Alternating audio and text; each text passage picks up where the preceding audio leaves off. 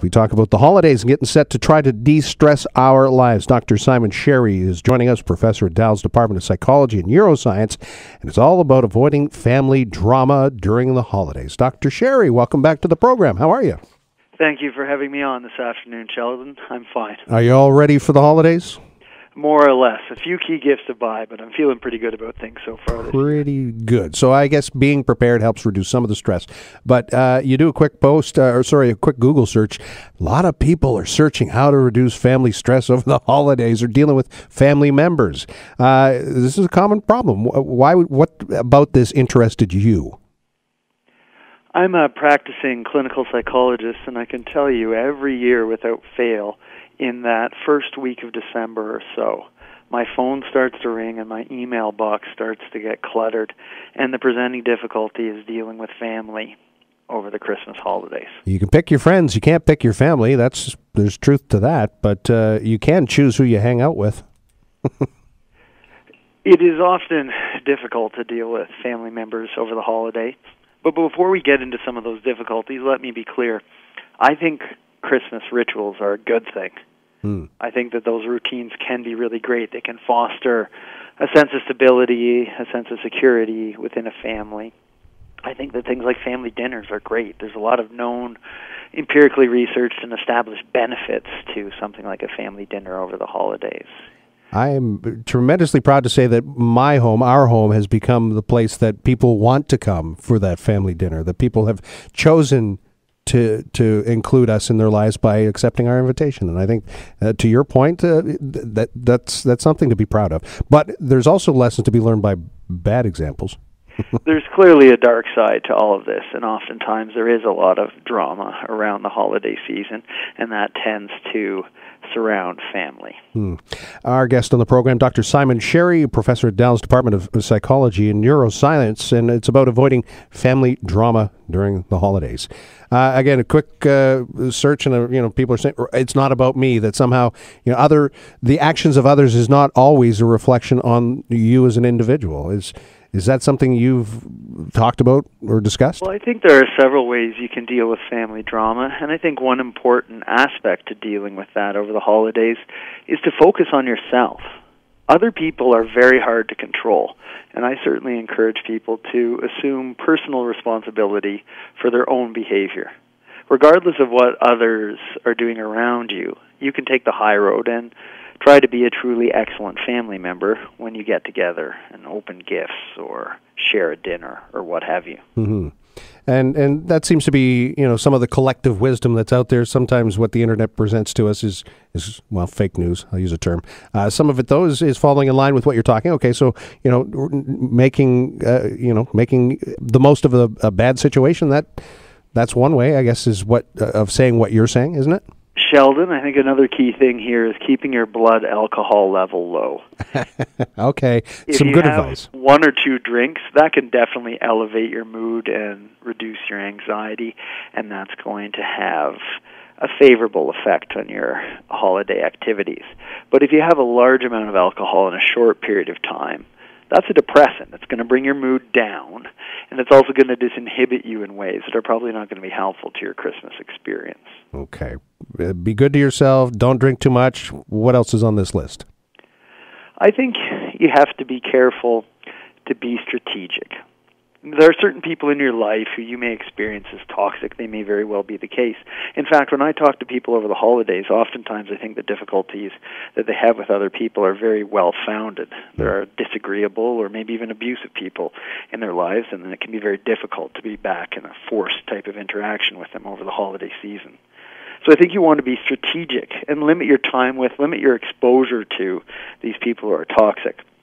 One thing that I see time and time again is that people are quite unrealistic about the holidays. There's almost a recurrent fantasy present. The idea that everyone's going to get together, get along, and this year, in contrast to the previous 10 times, it's going to be a harmonious, pleasant Christmas. My thinking is if Grandpa's acted like Donald Trump for each of the last 10 years, he's quite likely to do it again this year. So I think you have to be pretty realistic going into these events and not have unrealistic or even fantasy-like expectations. Give them credit for being consistent. Not necessarily. Dr. Simon Cherry is here with us. I want to ask, this forced interaction, and I've mentioned before that my wife's aunt, for years, my wife and I have known each other for a long time. This woman has been in, obviously, the family for a long time, and for years I thought we had this playful relationship where we'd kid each other and tease and laugh and have fun. Turns out she hated me. But I didn't know that until many years later. So sometimes not being able to read actions, or perhaps being able to see yourself as others see you, should that come into this conversation? Absolutely. Our behavior has consequences, and that's very true when it comes to social interactions. Just about everything we do creates an impression and leaves a trace. And some of us are sometimes insufficiently attentive to the traces we leave and the impressions we create. So you always have to realize that your actions have very specific consequences on other people, and we can develop some blind spots every once in a while and look past sometimes we could be offending someone. Yeah, I don't know if I offended her or she just didn't like me. But anyhow, okay, let's talk about some other perhaps guiding principles or perhaps advice that you have for us about making sure that the drama is as little as possible, as few problems as possible is what we're looking for. I think if people reflect on their holiday experience, there's often a repeating behavioral pattern over time. In other words, one Christmas get-together experience tends to look a lot like the previous get-together experience. It's almost as if people are assigned a role and they play a role within that Christmas scenario. And sometimes I think it takes a deliberate effort to shake up that routine. And one thing that I've seen quite consistently that will do that is the addition of a child to a family. It often refocuses a family on some of the positive and some of the joyful aspects of Christmas. Of course, not everyone's going to conveniently have access to a kid. The other thing that I've seen families do is to start to de-emphasize the commercial aspects of Christmas. If you look at major predictors of unhappiness over the holidays, it seems to be people who are especially invested in the commercialized, gift-buying, gift-giving aspects of holidays. That seems really conducive to dissatisfaction. So I think de-emphasizing that could help people a lot. We spoke with you in the past on this program. It was about perfectionism and how that can be perhaps a negative influence on, students in particular. What about perfectionism this is going to be the best Christmas ever and you're going to have a damn good time and there's nothing you're going to do about it? What about those kinds of, increased expectations that people who want it to be perfect?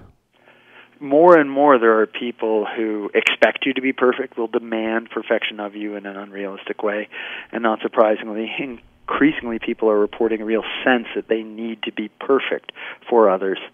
And both of those styles of thinking or ways of feeling are really conducive to creating problems, creating drama, creating a lot of stress over the holidays. And I think oftentimes perfectionists can be really hard on other people over the holidays, expecting them to act perfectly or to be perfect in how they conduct themselves. And oftentimes perfectionists, too, really want to put out an image, a facade almost, that everything's perfect. And that's far from the case. And laboring under that sort of false image or that false facade makes people really upset and dissatisfied beneath the surface of that. Dr. Simon Cherry, do people expect that because of your role and what you know that your Christmas is perfect, that there's no stress in your life? My Christmas is far from perfect, but I usually get my family together and we have a good time. I'm also very fortunate to be the father of an 8-year-old boy who brings a lot of joy and a lot of energy to our house over Christmas. Christmas and kids go together, and I heard someone today say something that, and this woman said, Christmas, it's all about the kids and the men, and the women do all the work. That was her perspective. That's her view. That's where she sees this holiday, and I don't think she's the only one. There are elements to the patriarchy creeping into Christmas, that's for sure. Father Christmas. Dr. Simon Cherry, thanks for doing this, and hopefully some of this will rub off and people can take to heart what you've said and perhaps make this a little less stressful for them. Thank you for having me on, Sheldon. I really enjoyed our conversation. All right, Merry Christmas. All the best. Cheers. You too. And we talked about, making the most of the holiday, and it is different when the kids are bigger. Doesn't make it any less last year, and I'll be blunt, we had a bit of a stressful Christmas Eve. My sister and her wife had gotten a new puppy. So this was a very small little wee dog, and I have a great big 100-pound German Shepherd, and we introduced them for the first time on Christmas Eve, and it didn't. I won't say it went poorly. It didn't go bad. I ended up going arse over tea kettle, slipped in the mud. The dog took off, and he wasn't hurt. My biggest fear was Christmas Eve. How much would a veterinarian charge, or worse than that something happened to the little dog on Christmas Eve? Oh my, that was a stressor for me last year. But that was me. That was on me. So hopefully this Christmas will be less stressful when all of the family gathers at the house, dogs and all.